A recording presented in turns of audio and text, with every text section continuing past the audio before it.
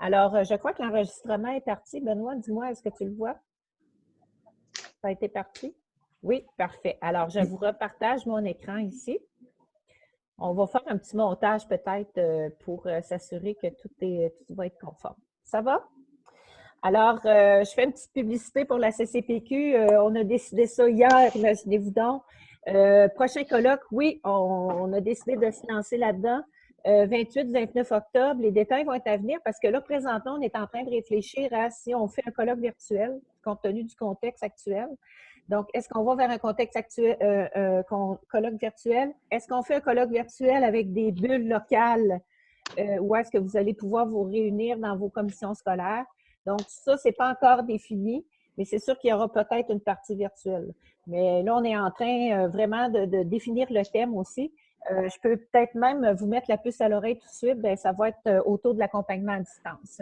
On est là-dedans, donc on va travailler autour de ce thème-là. Alors, puis vous voyez que qu'est-ce que vous allez nous dire aujourd'hui, peut-être ça va nous aider à mieux définir notre thème du colloque aussi, mais on a déjà des idées, là, on est déjà en avance, on est déjà en train de réfléchir à ça. Alors, mettez ça à votre agenda. Vous allez voir passer ça sur les médias sociaux là, en fin de semaine. Là, je vais publier ça. Ça va? Donc, vous êtes les premiers à le savoir. C'est beau, hein? Vous avez bien fait de vous connecter. Alors, il y a des différentes choses que je vais vous dire aussi concernant la rencontre d'aujourd'hui. On a préparé toutes sortes de plateformes. C'est sûr que nous, on aimerait ça vous entendre parler. Donc, soyez bien à l'aise de prendre la parole.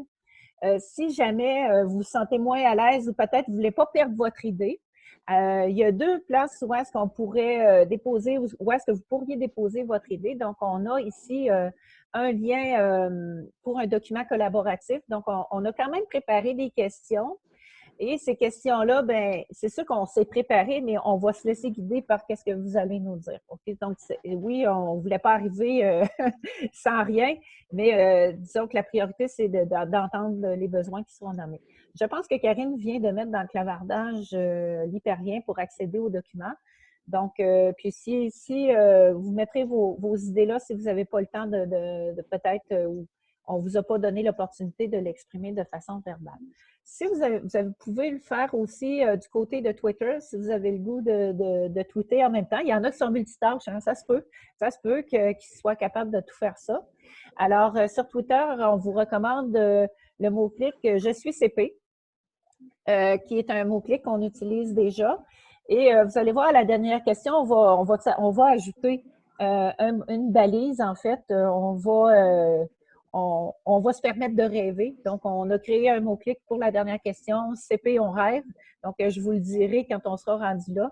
On pourra utiliser ce mot-clé-là. Donc, le mot de bienvenue, vous voyez le déroulement. Présentation de l'équipe d'animation, je suis rendue là. Alors, j'aimerais présenter, entre autres, au clavardage, Madame Karine Janson-Drouin, qui est administratrice aussi à la CCPQ. On a Martin Hébert qui est ici, qui nous supporte moralement et techniquement. Bonjour Martin. Bonjour tout le monde. Martin est président de l'AQI-FGA. Donc, il est avec nous et il nous a aidé à développer nos idées. On est bien content d'avoir accès à son expertise pour aujourd'hui. On a aussi Nancy Granger de l'Université de Sherbrooke qui est avec nous, qui a réfléchi avec nous pour cette belle animation. Bonjour Nancy. Bonjour tout le monde.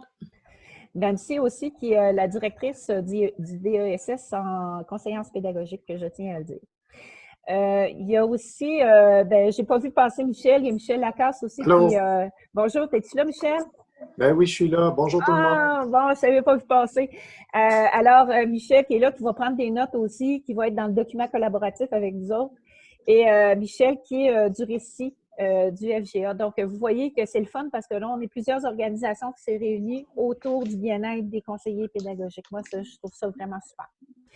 Donc, l'explication du déroulement, on va commencer par faire... ce qu'on souhaite, c'est qu'on veut que ça soit à micro ouvert. Donc, quand vous vous sentez à l'aise, vous pouvez prendre la parole. Donc, c'est pour ça que lever la main, ça va m'aider beaucoup. Mais on ne s'attendait pas à avoir 103 personnes ce matin. Je veux juste vous dire ça. Donc, on va essayer de gérer ça le mieux possible. Ça va être difficile de donner la parole à tout le monde. Vous comprenez la quantité de personnes qu'on est. Ensuite, on a des petits moments d'interaction avec vous autres. Puis, ben c'est ça. Fait qu'on on va faire du mieux qu'on peut. Puis le but, si on n'a pas le temps de tout voir, ben moi, ce que ça me dit, c'est qu'il va falloir qu'on se donne un autre temps pour approfondir nos idées. Donc, c'est vraiment une première, OK? Donc, si vous aimez la formule, on pourra répéter à ce moment-là. Ça va pour vous autres? Parce que ben, je ne demanderai pas s'il y a des questions, là. On est rendu 106. Donc, en espérant, en tout cas, d'avoir été clair pour vous, pour la procédure de comment on va fonctionner. Alors, on irait, premièrement, on commencerait ça avec un petit sondage. Je vais lancer un sondage à l'écran. Donc, faites-moi signe. Peut-être, Martin, dis-moi, est-ce que ça apparaît? Oui, vous voyez la question qui vient d'apparaître, la question numéro 1. Est-ce Oui, que donc, vous sentez que votre rôle a changé depuis le début de la pandémie? OK, donc on se donne peut-être un peu de temps pour répondre. Et boy, c'est assez éloquent. Il n'y a pas beaucoup de noms. Ah oui, il y a des noms quand même. Il n'y a pas beaucoup d'hésitation dans les réponses, en tout cas, d'après ce que tu Oui, as d'après ce l'air à qu'on voir. voit. Oui, c'est ça. Tu as déjà beaucoup de réponses? Déjà, présentement, j'ai peut-être 90 réponses de rentrée. Donc, on est à 90 oui, 10 non. Ah, on peut dire qu'il y a une tendance qui se dégage. Oui. Oui, il y a une tendance. Donc, on a 88 des participants qui ont... Ben, je vais vous partager les résultats. Là, c'est seulement moi qui les vois, mais pour les partager, il faut que j'arrête le vote. Donc, vous comprenez, je vais vous laisser le temps de répondre. Il y a Angie dans le commentaire qui a dit qu'elle aurait aimé pouvoir répondre tellement avec des majuscules. Avec des points d'exclamation. Donc, dans un prochain sondage, on va ajouter ce choix de réponse-là, je pense. Oui, c'est bon. Encore quelques secondes. On a 90 des gens qui ont répondu. Peut-être que le 10 c'est nous, l'équipe d'animation, qui n'avons pas répondu. Alors, je vous annonce que je vais mettre fin au vote tout de suite. Et là, on me dit que je peux partager les résultats. Je ne sais pas si vous les voyez à l'écran. Oui, on voit ça à l'écran. Donc, vous voyez, est-ce que vous sentez que votre rôle a changé depuis le début de la pandémie? Alors, c'est oui. Notre première question va tourner autour de ça. Est-ce qu'il y en a qui veulent nous dire en quoi ça l'a changé puis comment ça l'a changé cette première... je vais arrêter le partage si vous permettez. Donc, j'ai le goût de lancer une première question. Est-ce qu'il y en a qui ont le goût de nous partager, dire en quoi c'est différent d'avant depuis la pandémie? Ouvrez Petit rappel, si vous ouvrez la liste des participants, vous avez l'option pour lever la main en bas de l'écran, en bas de la liste plutôt. Donc, ouvrez la liste des participants si vous voulez lever la main pour nous aider à gérer la discussion. Vous pouvez le passer par écrit aussi, mais c'est le fun aussi d'entendre qu'est-ce que vous avez, en quoi ça l'a changé principalement. Mettons qu'on reprend nos... Ah oui, Madame Saint-Denis, c'est ça?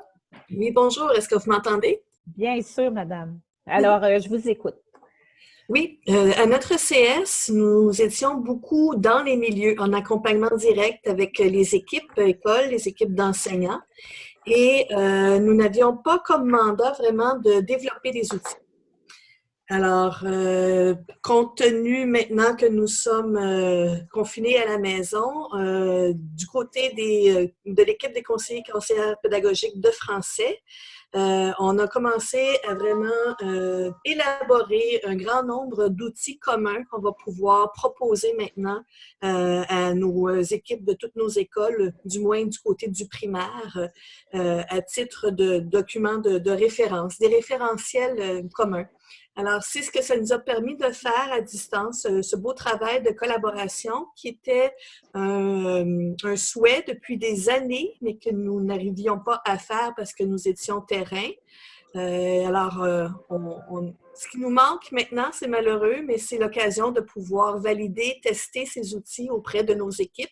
Alors, on souhaite que ça puisse arriver un jour assez rapproché. Merci. Alors, ce que je comprends de ce que vous nous avez dit, c'est qu'au niveau du changement, c'est plus de la création d'outils ou est-ce que là, on faisait plus ça maintenant, là, on était plus en accompagnement. Est-ce que j'ai bien compris? Oui, tout à fait. Parfait. Je vois, Joanne Jalbert, que tu as levé la main. Je te donne la parole. Oui. Oui, bonjour tout le monde. Écoutez, c'est un peu pareil. Hein? Nous, on était très actifs en animation, en accompagnement avec les enseignants, avec l'insertion professionnelle. Donc, on est isolés. On est plus en travail de développement aussi, en essayant de penser un peu qu'est-ce qu'on va faire avec nos élèves qui n'ont pas appris, qui vont avoir certaines difficultés au niveau des apprentissages pour poursuivre. Donc, c'est quand même un bon changement là, chez nous aussi. OK, donc la mission a changé peut-être un peu. Oui, effectivement. D'accord. Merci beaucoup, Joanne. Je vois Angie Sirois qui est de la formation professionnelle. Je suis bien contente de savoir que vous êtes là. Angie, je vous laisse la parole, madame. Oui, bonjour tout le monde. Donc, oui, à l'AFP, le rôle a considérablement changé pour nous aussi. Évidemment, comme un peu tout le monde qui a pris la parole, là, on était beaucoup dans les centres, on l'est plus. Mais au-delà de tout ça, ce que je disais à mes collègues récemment, c'est que, mon Dieu, que tout d'un coup, je me sens comme le gars du câble un petit peu.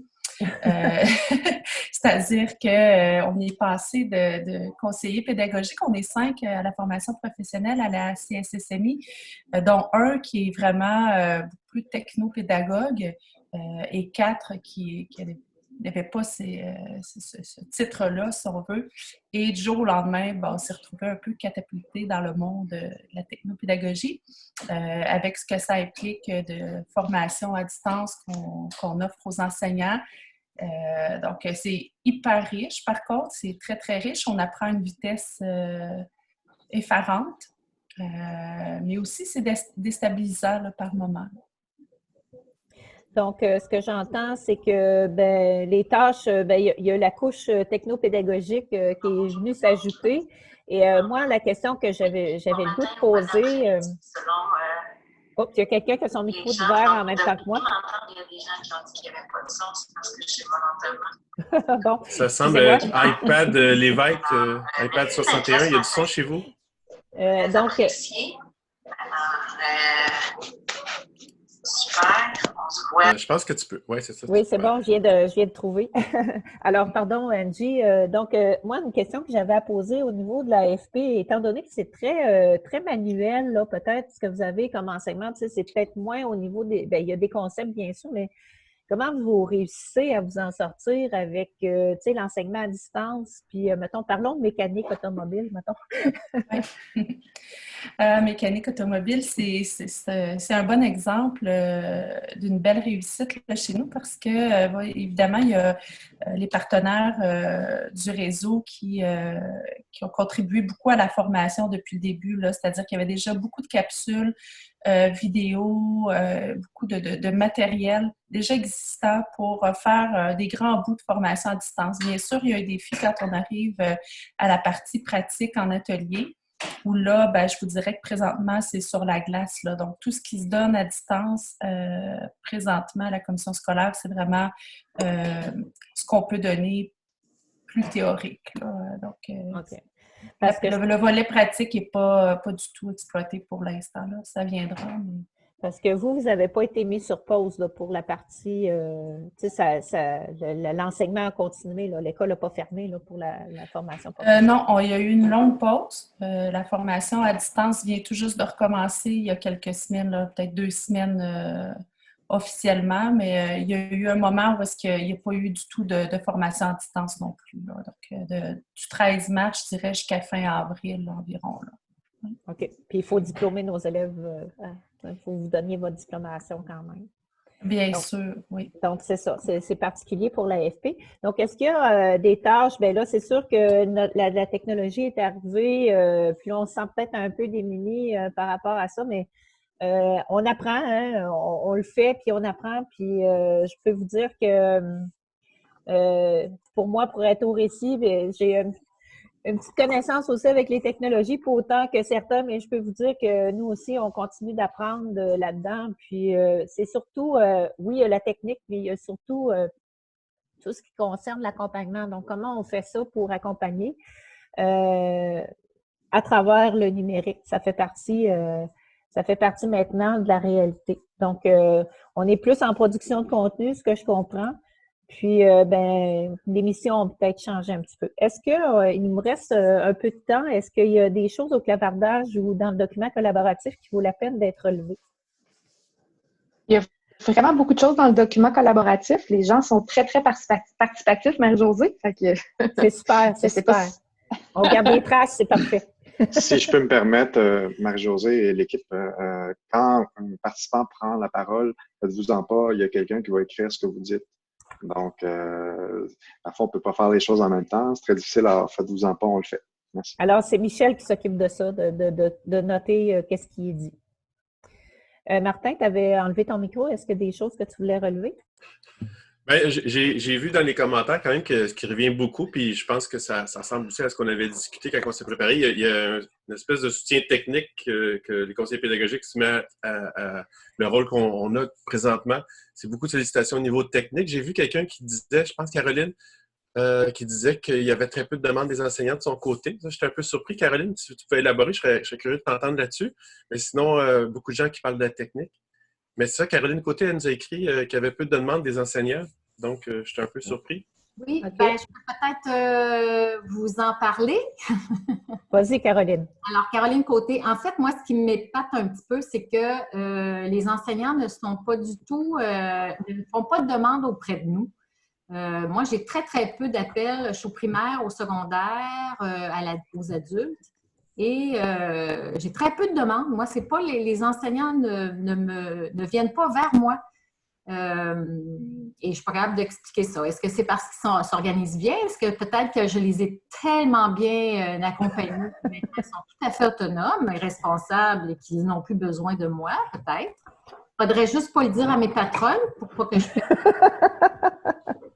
Mais moi, ça m'étonne beaucoup parce qu'on pourrait vraiment beaucoup les aider, par exemple, pour trouver comment faire le meilleur pour les élèves en difficulté d'ici la fin de l'année, comment on pourrait s'assurer d'aller vers les savoirs essentiels pour bien les préparer pour le passage suivant, comment justement les former pour avoir des bons outils à distance, comment faire une bonne rétroaction efficace, etc. Mais je n'ai pas beaucoup d'informations de leur part. Donc, c'est difficile. Ce que je partais pour dire, c'est difficile d'accompagner quand on ne sait pas quel est le besoin. Bien, en fait, c'est que chez nous, de la manière que ça fonctionne, ça a toujours été comme ça. C'est-à-dire qu'on nous a demandé au départ de ne pas déranger les enseignants. C'était la consigne. Donc, on ne pouvait pas aller vers les enseignants pour leur poser des questions ou leur demander de l'aide ou leur demander s'ils avaient besoin d'aide. Donc, on n'avait pas le choix. Et parce que, bon, c'était un petit peu comme ça. Et puis, moi, j'ai quand même été un petit peu délinquante. J'ai envoyé des choses aux enseignants parce que je trouvais ça important qu'il y ait certaines informations, certaines demandes. Mais c'est ça. Ensuite, ça a été complètement... c'est ça. Il a fallu un peu se réorganiser autrement. On a travaillé pour les trousses pédagogiques du ministère. On a travaillé avec École en réseau. On a fait d'autres projets. On monte des documents. Effectivement, on est plus dans la production. Mais moi, les enseignants ne m'ont pas sollicité. Ah, OK. Donc, il y a un contexte aussi par rapport à ça. Je vais laisser parler Annie Gagné puis Nancy Granger après. Annie, je te laisse la parole. Oui, j'ai démuté mon micro. Bonjour. En fait, ça recoupe un peu ce qui a été dit avec la couche technopédagogique. Troll. On va l'éjecter. Pardon, ça peut arriver. Ah oui, c'est quoi ça? Un troll. Un troll. Le lien était disponible, hein, donc ça fait partie des possibilités. Ah, je ne savais pas. OK. Bon, désolé de ça, on contrôle le tout. Vas-y, Annie. OK, oui, excusez. Donc, oui, la couche technopédagogique là, a pris le dessus. Les besoins organisationnels en lien avec la COVID ont désorganisé le réseau, qui a mis beaucoup d'énergie à organiser justement là, par où on passe, comment on fait, le 2 mètres de distance. Fait que je pense que la pédagogie a été un petit peu écartée au début parce que les gens étaient en panique de savoir comment ils allaient s'organiser dans le déconfinement. suite à ça, nous, notre mission de CP, nous aussi, on était davantage dans l'accompagnement. Puis là, tout d'un coup, on s'est retrouvés à outiller rapidement.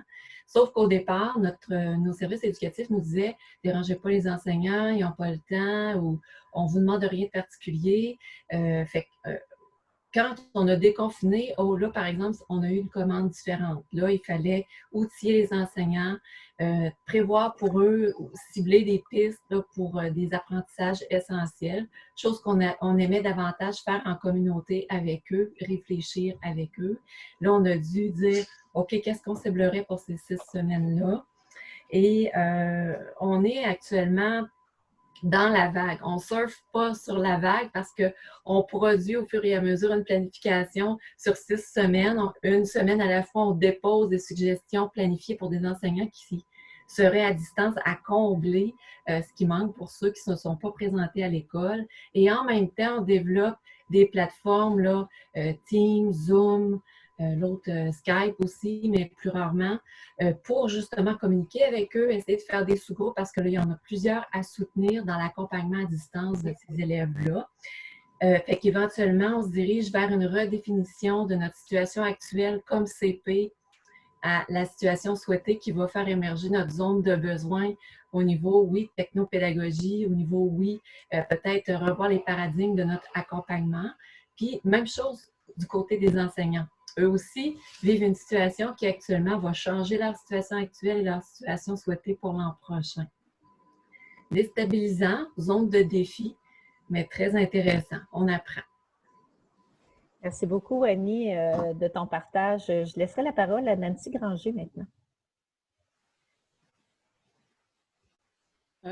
Écoute, j'avais une question, mais ça a été pas mal rempli là, par les informations données, donc je vais laisser les gens parler plutôt. C'est bon. Amélie, je t'ai vu lever la main, puis ensuite la retirer. Est-ce que tu veux quand même prendre ton droit de parole? Amélie? Oui, non, mais en fait, c'était pour appuyer un peu ce que Caroline disait, mais ça a été nommé, là, donc c'est pour ça que j'ai rebaissé ma main. C'est parfait. Bien, Amélie, tu pourras dire que tu as eu ton 30 secondes de gloire. Tu peux prendre la parole quand même après. Je vous inviterai peut-être à une deuxième question. Qu'est-ce que vous en dites? Une deuxième question qu'on avait le goût de discuter avec vous autres, c'est partagez-nous votre sentiment d'efficacité. Donc, vous voyez dans le tableau collaboratif, on a mis 2 colonnes. Donc, nous, on a besoin d'entendre dans quoi vous vous sentez efficace, puis dans quoi vous vous sentez moins efficace. Donc, vous voyez ici, on est en cahier de besoin, hein, vous avez compris notre intention. Donc, on aimerait ça vous entendre là-dessus. Je vous laisse peut-être du temps pour réfléchir à ça. Peut-être qu'il y en a qui sont prêts de façon spontanée à prendre la parole tout de suite. Dans quoi vous vous sentez efficace? On pourrait commencer par le positif, c'est super. Je fais le tour. Oui, j'ai vu une petite main levée ici. Bonjour, Madame Sylvia, c'est à vous. La parole est à vous, Sylvia. Bonjour. Dans le fond, moi, ce que je l'ai écrit également dans le tableau, j'ai vraiment un sentiment d'efficacité, plus pour répondre aux questions pédagogiques, parce que j'ai beaucoup plus de temps pour lire, pour réexplorer mes ressources. D'ailleurs, j'ai vu que vous aviez mis à jour votre site Internet, puis je me dis que je vais en profiter. Donc, c'est sûr que là, j'ai profité d'une occasion en or pour vraiment revoir mes ressources, me réorganiser à tout ce niveau-là. Ça, je trouve que c'est absolument extraordinaire. Là où je trouve que c'est vraiment plus un défi, c'est comme on l'a dit, c'est toutes ces nouvelles tâches qui apparaissent. Donc, soit produire des outils, soit soutenir les enseignants à distance quand ils nous appellent. Moi, je n'ai pas tant d'appels non plus. Ou encore, peut-être aller cibler les savoirs essentiels d'ici la fin de l'année. Mais après, il y a aussi les rencontres avec les équipes écoles, etc. Et comment on priorise dans tout ça. Je pense que même nos patrons ont un travail à faire là-dessus, mais qu'eux-mêmes ont du mal à anticiper. Donc, c'est très difficile d'organiser sa tâche, je trouve, sur une semaine. Et l'autre défi que je trouve colossal, c'est les rencontres collaboratives d'équipe et qui sont tout aussi essentielles parce qu'on a toutes ces choses-là à acquérir. Je trouve que ça remet considérablement en question les pratiques collaboratives. Puis trouver sa place et son engagement dans des réunions comme ça, je trouve qu'il y a vraiment des défis actuellement. Peut-être que si on a été habitué à procéder avec des réunions comme ça, c'est différent, mais moi, ce n'était pas forcément le cas. Fait que je trouve qu'il y a vraiment, dans le travail collaboratif avec mes collègues, pour pouvoir mettre en place le travail qui nous est demandé, je trouve qu'il y a vraiment un défi là. De travailler à distance. Donc, Oui. de ne pas être en proximité. Le relationnel, hein? Est-ce que Sylvia, tu vois qu'il y a quelque chose sur le relationnel aussi qui est plus difficile? Oui, énormément. Oui, donc c'est difficile de créer une relation à distance, effectivement. Mm-hmm. Merci beaucoup pour ton partage, Sylvia. Est-ce qu'il y a d'autres personnes qui veulent partager dans quoi vous vous sentez bon? Dans quoi vous avez besoin de plus peut-être de soutien ou est-ce que vous vous sentez plus vulnérable un peu? C'est normal, hein? On vit quelque chose de complètement inédit, je dirais. Peut-être je pourrais me tourner du côté du clavardage ou du côté du document collaboratif. Est-ce que mes collègues... José, Martin, j'allais juste dire qu'il y a Benoît et Philippe qui ont levé la main. Je ne sais pas si... Ah oui, pardon, je n'avais pas vu. Benoît, je te laisse parler. Merci, c'est gentil. En fait, ce que je dirais, c'est que j'ai animé plusieurs ateliers là, sur les principes, que j'avais lu un article sur des principes pour inspirer les actions en éducation. Puis j'ai animé, je pense, à 5 ou 6 reprises déjà le même atelier au Sommet du numérique à la COP, qui est maintenant en webinaire depuis 2 semaines.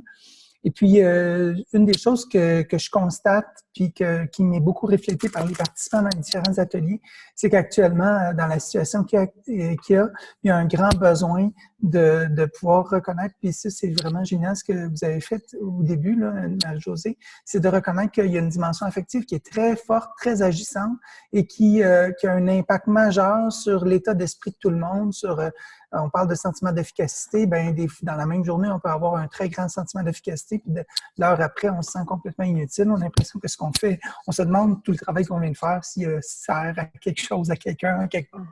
Donc, ces sentiments, cette dimension affective qui était présente, puis j'entends en ce moment dans les écoles, toute l'organisation est très centrée sur la logistique, sur l'organisation physique, mais il n'y a pas tant que ça de gestion de la dimension affective qui est présente et qui est agissante. Puis je sens de la détresse. Juste le fait, dans l'atelier, je prenais le temps de nommer qu'on ressent ça puis qu'on vit ça tout le monde, puis que ça nous amène dans des états et que ça nous déstabilise, puis ça nous fait qu'on n'est pas toujours bien, mais des fois, on est vraiment au contraire dans le tête. On est très motivé, puis d'autres fois, on est très démotivé. Toutes sortes de sentiments. Il y a beaucoup de gens qui reflétaient « merci de nous nommer ça », de dire « c'est normal qu'on sente ça, qu'on ressente ça ». Donc, de normaliser ces sentiments-là, de faire en sorte que les gens se sentent bien, je pense qu'il y a une partie du travail que nous, on peut faire pour contribuer à ça, c'est-à-dire d'aider, de soutenir les équipes, parce qu'il y a beaucoup d'enseignants qui ont des défis immenses à relever en ce moment, puis qui sont très déstabilisés, puis que je pense que, moi, je sens que ça fait œuvre utile, quand j'arrive à permettre aux gens de nommer ça, de se sentir reconnu là-dedans, de sentir que, OK, maintenant qu'on sait que c'est normal de se sentir pas tout à fait efficace, pas 100% efficace tout le temps, mais ça aide à passer, à se mettre en action ou à trouver des solutions ensemble à des défis qu'on a relevés. Donc, ce que tu nommes, Benoît, c'est sûr que ça nous aide à prendre soin des gens qu'on accompagne. Et au travers de ça, il faut penser à prendre soin de nous aussi. Donc, c'est normal qu'à certains moments, on ne se sente pas efficace ou des moments où est-ce qu'on se sent bien efficace. Puis c'est correct, hein? C'est un vase communicant. Absolument. Donc, mais ce que je dis, c'est une des choses que j'avais pas évaluées dans le travail que j'ai fait avec ça, ça a été de toutes les réactions des gens qui disaient que ça leur fait du bien de savoir qu'on leur dit que c'est normal de se sentir pas toujours bien, parfois super bien, parfois moins bien. Le fait de permettre de faire ça, je n'avais pas évalué ça, l'impact. Fait que j'étais comme, je peux dire que je suis, quand on dit mon sentiment d'efficacité, j'ai eu le sentiment que ça, c'était efficace, ça donnait des résultats pour des gens, alors que c'est pas tangible facilement, là, cet élément-là. Puis c'est pas traité. On n'est pas souvent comme CP porté à parler de ces éléments-là. Donc, c'est ça. Alors, c'est normal, tout le monde, que vous ne vous sentiez pas efficace par certains moments. Philippe, tu avais levé la main aussi. Je te laisse la parole. Oui, bonjour. J'hésitais un petit peu à lever la main parce que ça recoupe un peu ce qui est dit là, par plusieurs dans le document collaboratif. Mais je dirais que nous, de notre côté, effectivement, une partie de notre sentiment d'efficacité, c'est juste que l'organisation est tellement occupée par ce qu'on a dit, là, la logistique, là, l'algèbre, 15 élèves par classe, 2 mètres entre chaque élève, tel nombre de profs qu'on a disponibles. Comment est-ce qu'on va résoudre cette CD1-là pour qu'on puisse ouvrir dans 2 semaines? Là? On est dans la région de Montréal. Puis à cause de ça, d'une certaine façon, il y a certains de nos collègues qui sont impliqués, tu sais, qu'on leur donne du travail, mais il y a beaucoup d'entre nous qui n'avons pas de tâches précises réellement à réaliser, là, qui inventons un petit peu nos propres tâches ou nos propres rôles présentement, juste parce que nos gestionnaires n'ont pas du tout le temps d'avoir du leadership puis de mettre en place des projets ou de faire du développement. Donc ça crée un peu de frustration. Puis également, l'impression que ça me donne, du moins à ma commission scolaire, c'est aussi qu'on est un peu en train de manquer le bateau un petit peu à chaque étape, pour ainsi dire. Donc là, dans le fond, avant la réouverture, idéalement, il aurait fallu planifier les 4 semaines qui restent à l'année scolaire. Alors, on a un peu manqué ce bateau-là parce qu'on était pogné dans la logistique. Là, maintenant, le bateau il est comme parti du port, donc il faudrait peut-être mettre l'accent sur la planification de l'an prochain. Mais là, on est en train de manquer aussi ce bateau-là parce qu'on est encore pogné dans d'autres choses. Donc, c'est beaucoup d'adaptation, beaucoup d'essayer de rattraper sa propre queue, pour ainsi dire. Là. Donc, j'ai hâte, je ne sais pas si on va pouvoir le faire, là, mais j'aimerais ça qu'on puisse être un petit peu plus en amont. Là. C'est toujours le souhait, là, plutôt que d'être constamment là, en réaction. Alors, voilà. Écoute, Philippe, je veux dire que tu as bien fait de prendre la parole. On a Sylvia Lardieu qui a fait un petit pouce sur tes propos en disant qu'elle était d'accord avec ce que tu disais. Là, puis ça, je pense, Sylvia, c'est arrivé au moment où est-ce qu'on parlait des priorités. En fait, on ne sait pas trop qu'est-ce qu'on a à faire. Sylvia, est-ce que tu voulais réagir là-dessus? Je suis tout à fait d'accord avec l'idée qu'on a à se réinventer, puis qu'on a eu beaucoup à organiser notre tâche par nous-mêmes. Au début, ça a été vraiment ça. Mais plus on avance vers l'ouverture des écoles, puis je trouve que de plus en plus nos tâches se précisent. C'est sûr qu'on nous a demandé, moi, dans ma CES, on nous a demandé de faire des choses qu'on ne nous a jamais demandé, comme produire des outils. Donc ça fait vraiment bizarre quand ça fait longtemps qu'on est dans le paradigme de l'accompagnement. Mais je pense que là, maintenant, il y a comme des réponses qui commencent vraiment à se dessiner, à savoir que là, maintenant, on a à s'approprier les différentes plateformes, comment on va soutenir pour la formation à distance. Je trouve que ça se précise de plus en plus. Mais la façon de s'outiller, par contre, par rapport à tout ça, je trouve qu'on a encore beaucoup de travail parce que, moi, en tout cas, je ne suis pas confortable actuellement dans les fonctionnements qu'on utilise. Voilà. Merci pour d'avoir précisé ta réaction, en fait. Est-ce que, pour terminer peut-être ce point-là, est-ce qu'on peut aller dans peut-être le document collaboratif? Karine, tu avais le goût de prendre la parole tout à l'heure? Oui, dans le fond, je voulais m'assurer qu'on ressorte un petit peu aussi je me sens efficace parce qu'il y a quand même beaucoup de commentaires, puis il y a beaucoup de gens qui trouvent cette situation-là quand même intéressante, ils voient vraiment comme un beau défi. Fait que je voulais m'assurer aussi qu'on n'oublie pas ce côté-là, qu'il y a beaucoup de gens présentement qui sont heureux de voir ce beau défi-là et la reconstruction qu'on peut en faire. D'accord. Bien, effectivement, ça nous met au défi, hein, parce que là, on vit vraiment quelque chose de nouveau, puis c'est stimulant à quelque part parce que ça nous sort aussi un peu de notre zone de confort, mais en même temps, ça nous permet d'apprendre. Hein.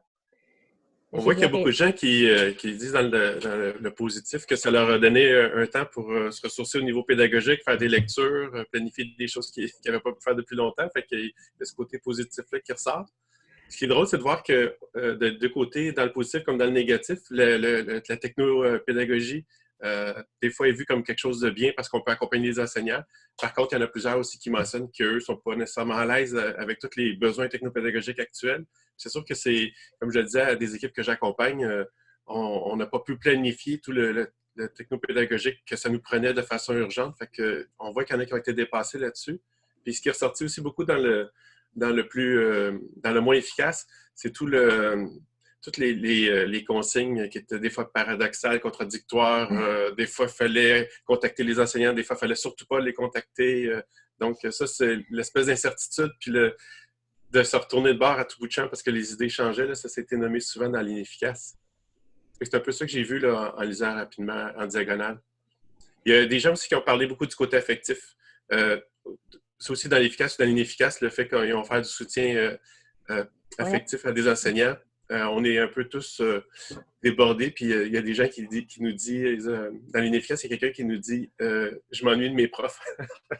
On voit que l'affectif est quand même présent dans plusieurs des commentaires.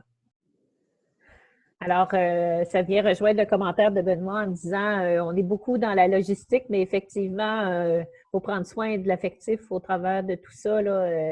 C'est quasiment, je dirais quasiment majeur. Je me permets de donner mon opinion là-dessus. Je pense que c'est très, très important de prendre soin de l'affectif, des personnes qu'on accompagne, mais de notre affectif aussi à nous au travers de ça comme accompagnateur. Donc, si nous, on est bien, c'est sûr que notre accompagnement va juste mieux s'emporter aussi là-dedans. Alors, je passerai à la troisième question, si vous voulez bien. On va passer à quels sont, bien, on en a parlé un petit peu aussi, mais là, on s'en va vers le rêve. Hein? Je vous disais en début là, qu'on s'en allait vers le rêve. Donc, quelles sont les tâches et les projets que vous aimez faire ou que vous aimeriez faire, mais que vous avez mis sur pause parce que on a décidé, bien, on a dit que nos tâches avaient changé, mais des projets qui vous tiendraient à cœur, ou peut-être que vous voyez des choses puis vous dites, bien ça, peut-être que ça vaudrait la peine qu'on investisse là-dedans. Donc, quels seraient peut-être des projets que vous voyez que ça serait pertinent de mettre en place présentement dans le contexte actuel? Je regarde, je fais le tour s'il y a des mains levées. Il y a Philippe qui vient lever la main, mais il y a déjà plein de réponses aussi dans le document. Ah oui? Ben, on peut y aller avec Philippe. Oui. Ben oui, vas-y, Philippe. Oui, ben c'est juste de mon côté, je suis conseiller pédagogique en insertion professionnelle dans le fond. Puis c'est quand même quelque chose d'important, les nouveaux enseignants, mais présentement, c'est pas vraiment l'angle qui est le plus urgent, là, pour ainsi dire, là, dans ce qu'on fait. Il y a beaucoup de choses à faire juste avec les enseignants qu'on a déjà, etc. Donc c'est sûr que le développement de notre programme d'insertion professionnelle a quand même ralenti. Puis on ne sait pas non plus quelle forme va pouvoir prendre nos accompagnements l'an prochain. On n'est pas certain. OK, une formation au siège social avec 10 personnes de différentes écoles, ça n'a pas l'air d'une bonne idée. Donc, est-ce qu'on va réorganiser ça, faire ça en ligne? Donc, on a un séminaire d'insertion professionnelle aussi qu'on tient habituellement là, au début de l'année scolaire. Ça aussi, ça n'a pas l'air d'une bonne idée. Donc, il va y avoir beaucoup de travail de développement, mais c'est sûr que pour l'instant, les directives que j'ai, moi, c'est de mettre l'accent sur d'autres choses. Là. Donc, il va y avoir du travail à faire durant l'été. Écoute, Philippe soulève quand même un point intéressant puis inquiétant, je dirais. Là. Donc, là, on travaille avec des enseignants quand même qui ont de l'expérience, OK? Donc, ils sont quand même, qui ont de l'expérience en pédagogie puis en didactique. Et là, on arrive avec des nouveaux enseignants qui apprennent le métier dans le contexte actuel. Donc, est-ce que, puis là, on sait qu'on manque de personnel partout, on n'est pas pour dire non aux nouveaux enseignants qui arrivent, là, tu comprends? Donc, tu sais, ça, c'est un bon point à voir, comment on peut accompagner des enseignants qui sont au début du métier. Tu sais, moi, ce que je souhaite, c'est que le contexte actuel ne fasse pas en sorte qu'il y en a qui décrochent du métier, parce que c'est vraiment particulier, hein? C'est pas comme d'habitude, ça ressemble à rien à ce que c'est habituellement. Donc, je ne sais pas, toi, où est-ce que tu en es dans cette réflexion-là? Est-ce que, j'imagine, que ça a fait partie de tes préoccupations? Oui, définitivement. C'est quelque chose qui m'inquiète. Donc, ce que j'espère, effectivement, ben, on a comme un comité là, régional là, qui est censé s'activer bientôt, puis qui va être chargé un peu de faire descendre tous les outils qui ont été créés pour les enseignants d'expérience, puis de les faire descendre, puis de les animer, puis de les expliquer aux nouveaux enseignants pour qu'eux aussi puissent en bénéficier, puis pour qu'eux aussi puissent bénéficier d'un accompagnement. C'est juste que, comme je disais là, présentement, on n'est comme pas encore actif. Là. On a hâte de partir parce que sinon, Bien, il y a d'autres chats à fouetter. C'est sûr qu'on là. ne peut pas perdre de monde, là. Oui, c'est ça, parce que là, c'est un enjeu important, là, parce que je sais que dans certaines écoles primaires, sont 2 intervenants par classe, là, au cas qu'il y ait des enfants qui auraient besoin de sortir, etc. Donc, 2 intervenants, mettons, pour une dizaine d'élèves, puis on n'en avait déjà pas assez de personnes avant. Donc, c'est sûr que ça vient jouer là-dessus. Moi, j'ai le goût de me servir de ton sujet, en fait, puis de relancer une autre question. Est-ce qu'il y en a dans la salle ici qui sont des nouveaux conseillers pédagogiques? Donc, on parlait de l'insertion des enseignants, mais l'insertion des conseillers pédagogiques dans le contexte actuel, est-ce qu'il y en a qui vivent ça ou qui ont été témoins de... Oui, Michel, bien oui, Michel Dubois, bien sûr. Je te laisse parler, Michel, d'accord? Vas-y. Voilà, le micro est ouvert. Oui, ben en fait, je voulais simplement dire que le concept d'insertion vient de prendre un peu une nouvelle tournure. C'est que il y avait le concept de novice. C'est qu'on est tous quelque part novices aussi sur à distance. Si on regarde aussi les enseignants du secondaire qui arrivent au primaire, ben quelque part ils deviennent des novices, même s'ils ont quand même des bons réflexes pédagogiques, en étant dans un autre milieu. Il faut qu'ils retrouvent leur marque. Donc, l'insertion, je dirais, peut-être s'est élargie un petit peu. Et puis, pour ta deuxième question par rapport au CP novice aussi, ben effectivement, d'arriver comme CP actuellement en étant enseignant il y a pas si longtemps que ça, ça fait quand même une insertion un peu raide, un peu rapide, où justement nos nouveaux CP ne sont pas forcément capables de s'appuyer sur une expérience. Voilà. Merci, Michel. Donc, oui, c'est intéressant ta perspective de dire, ben, vu que c'est une situation nouvelle pour tout le monde, ben, en fait, on est tous un petit peu en insertion. On est tout le monde est un peu novice là, dans le nouveau contexte dans lequel on est. Et chose que l'on sait, c'est que ça ne reprendra pas tout de suite. Donc, il faut penser, on ne le sait pas. Donc, on prend des décisions sur des choses qu'on ne sait pas, puis sur combien de temps ça risque de s'étaler, tout ça. Donc, on est en train de se construire tout le monde dans la situation actuelle. C'est bon. Est-ce qu'il y a d'autres? Je fais le tour pour voir. Peut-être, Karine, est-ce que tu as des choses à rajouter?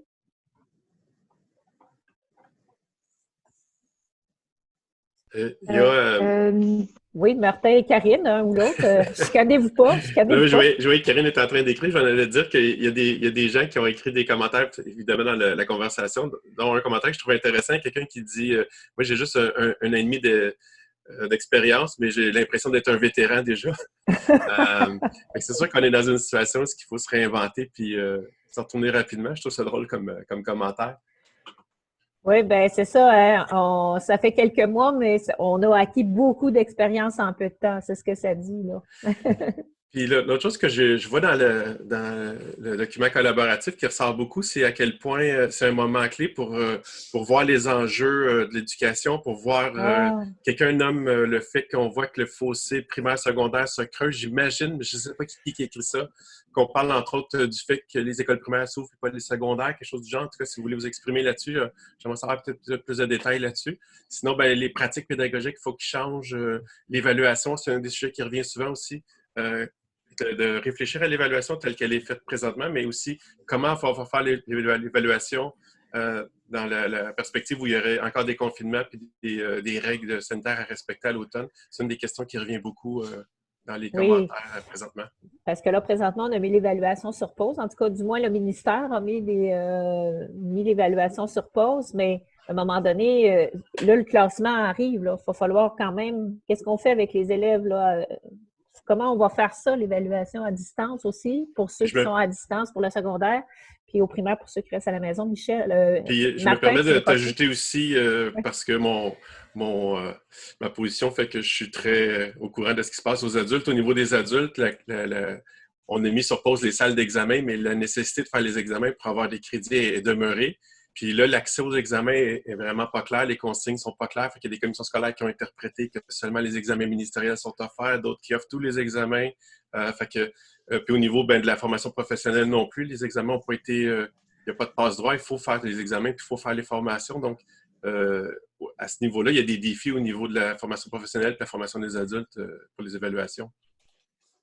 En fait, dans ce que tu as nommé, moi, ce que j'aime beaucoup, c'est effectivement que ça fait rejaillir différents enjeux en éducation sur lesquels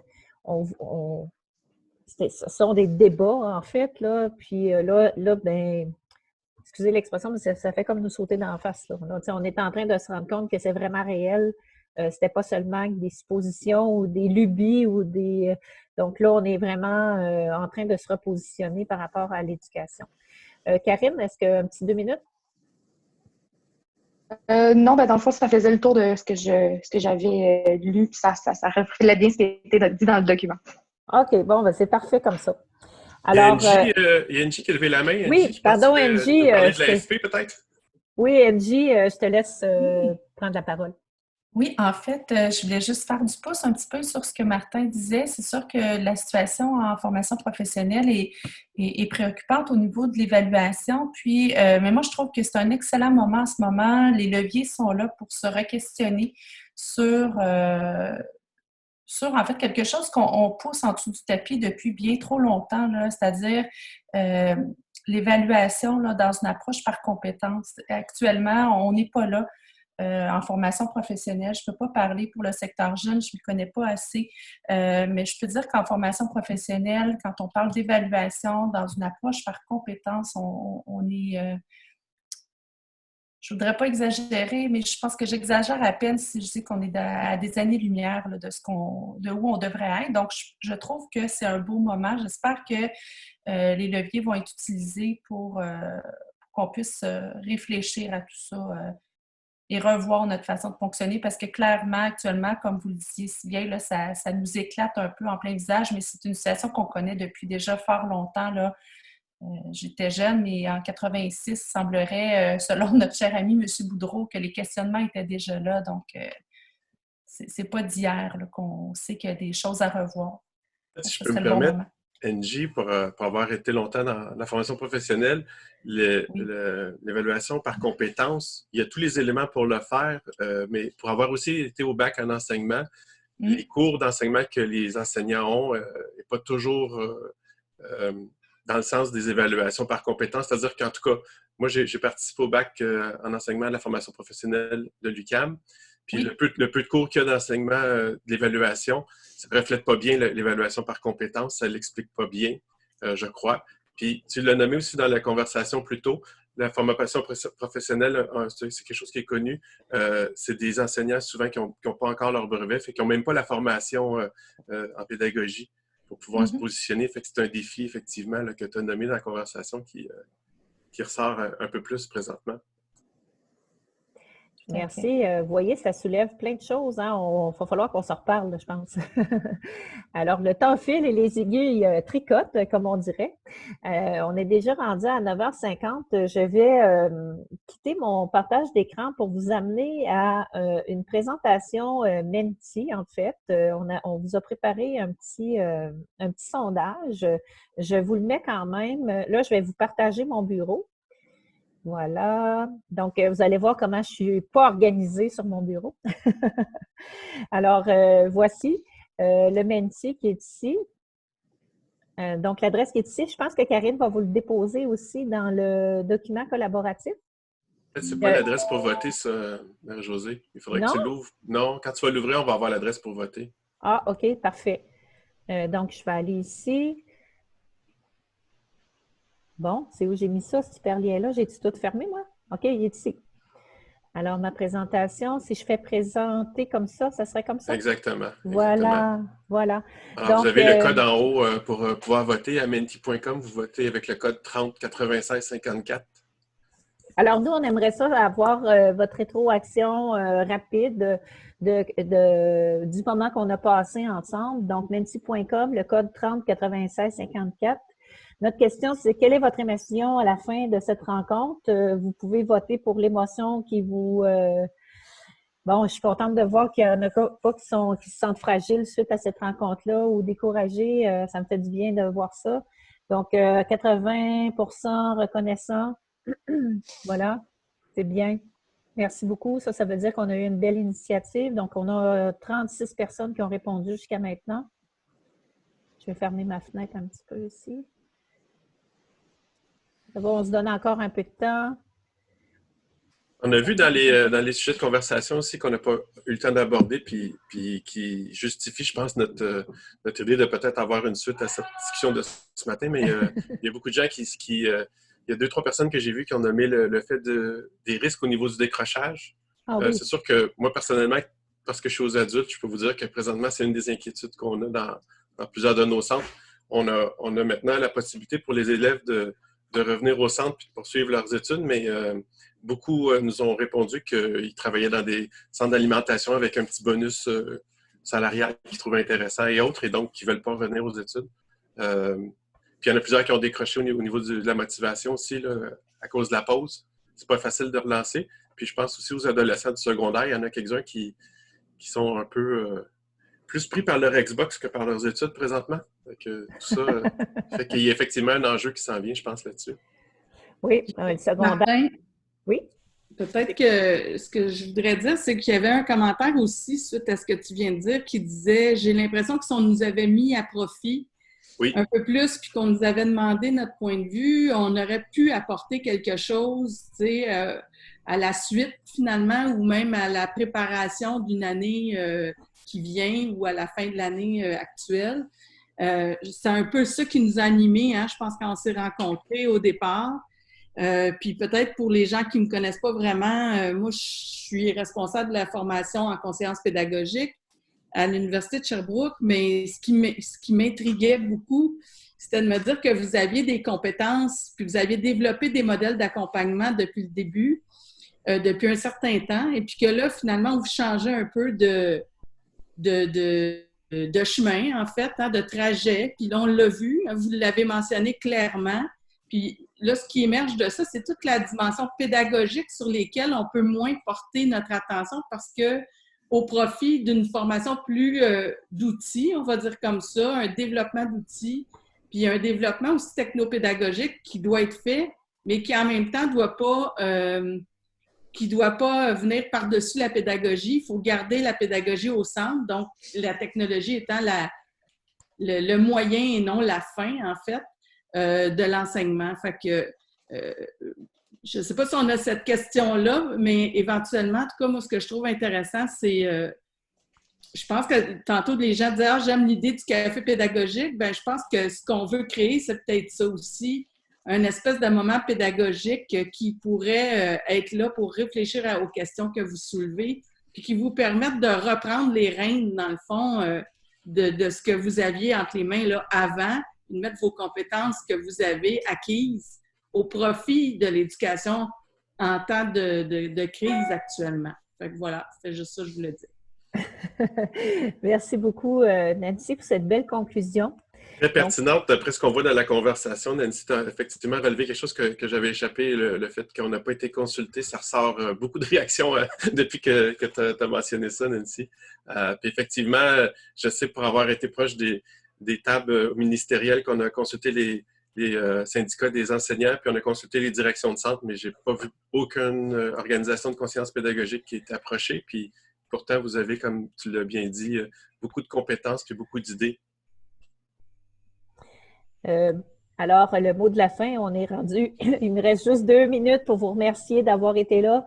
Donc, ça peut se poursuivre après si vous voulez. Donc, entre autres sur Twitter, vous pouvez utiliser la balise « Je suis CP » et « CP, on rêve » avec la question suivante. Vous pouvez commencer votre tweet avec la phrase « Si j'avais une baguette magique, qu'est-ce que je pourrais faire pour améliorer ma situation en conseillance pédagogique ou la situation en conseillance pédagogique? » Donc, on vous invite, si vous avez le goût, de participer à ça.